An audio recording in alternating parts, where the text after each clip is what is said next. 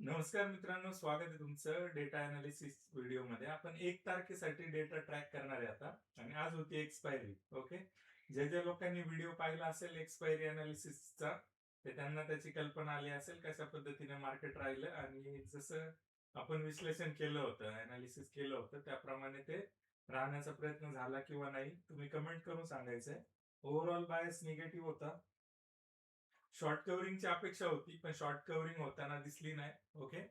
Short covering दिसली नाही. Intraday मध्ये काही चेंजेस होते ते त्या पद्धतीने आले नाही आणि एकदम संथ पद्धतीने झालं.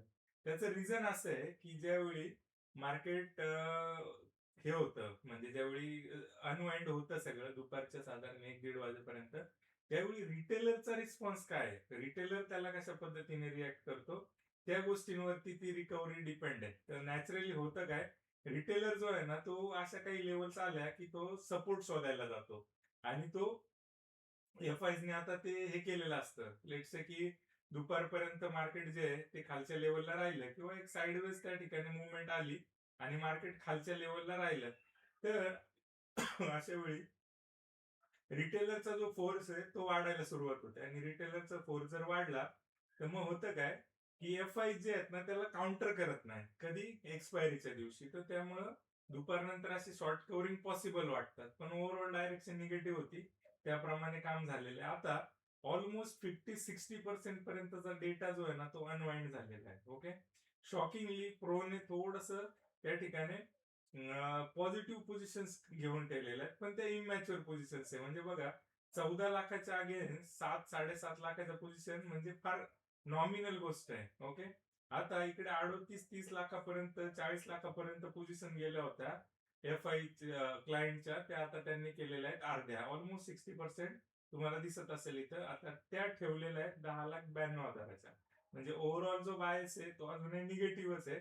पण अशी एक 100-200 पॉईंटची जी रॅली येते, ती रॅली ह्या रिटेलरला वरती अटकवण्यासाठीच असते. एवढं मात्र 200% नक्की. ओके. आता बघा, झालंय काय, मार्केट वरती होतं म्हणजे त्या ठिकाणी वरती ओपन झालं आणि थोडंसं वरती गेलंही. ठीक आहे. तर ह्या लेवलला काय होतं साधारण, रिटेलर जो आहे ना तो एका वेगळ्या कॉन्फिडन्स मध्ये येतो आणि आता असं समजतो की आता सगळं काही पॉझिटिव्ह झालंय आणि आता आपल्याला इथून वरती जायला काही हरकत नाही आणि तो त्यांच्यासाठी एक ट्रॅप असतो. तर मग मोठे लोक काय करणार, त्यांना ओव्हरऑल जो बायस आहे त्या पद्धतीने ते सेलिंग करून त्या ठिकाणी हे करण्याचा प्रयत्न झाला. आता मी जसं सांगितलं होतं तुम्हाला, एक ॲव्हरेज प्राइसला निफ्टी तो बंद होण्याचा प्रयत्न करेल. तर बघा, 23 तारखेची जी ॲव्हरेज प्राइस होती, ऑलमोस्ट त्या लेवलला तो भरपूर वेळ त्याने स्पेंड केलाय. ठीक आहे. इथं बघू शकत असाल तुम्हाला. तर इथं जे होतंय ना, हे जे कन्सोलिडेशन तुम्हाला दिसतंय, त्याच्या पाठी काही डीप मिनिंग लपलेलं आहे. तर डीप मिनिंग असं आहे की हे सगळं अनवाइंडिंग आहे आणि हे कधीपर्यंत झालंय बघा तुम्ही, टाइम दुपारी 1-1:30 वाजेपर्यंत त्या ठिकाणी हे सगळं अनवाइंडिंग होताना दिसलेलं आहे.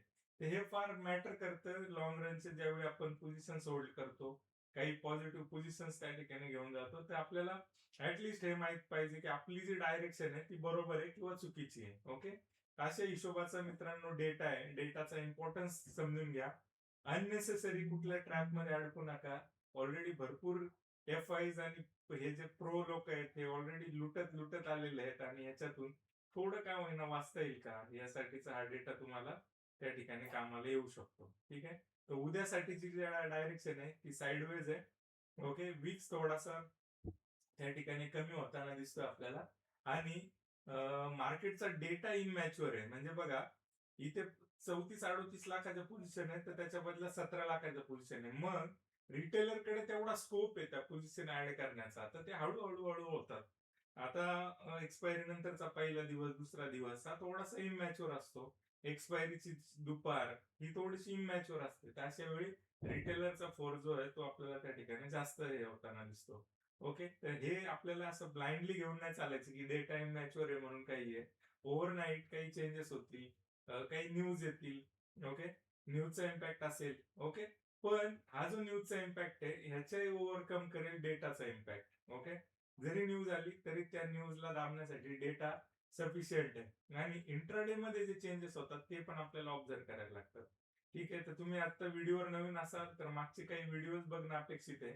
ते बघितल्यानंतर तुम्हाला क्लिअरली हा डेटा काय आहे, कशा पद्धतीने काम करतो याची आयडिया हळूहळू यायला सुरुवात होईल. सो मित्रांनो, थांबूया आजच्या व्हिडिओमध्ये. असंच प्रेम देत राहा. डेटाचा फायदा होत असेल तर नक्की कमेंट करायला विसरू नका. थँक्यू. थांबूया.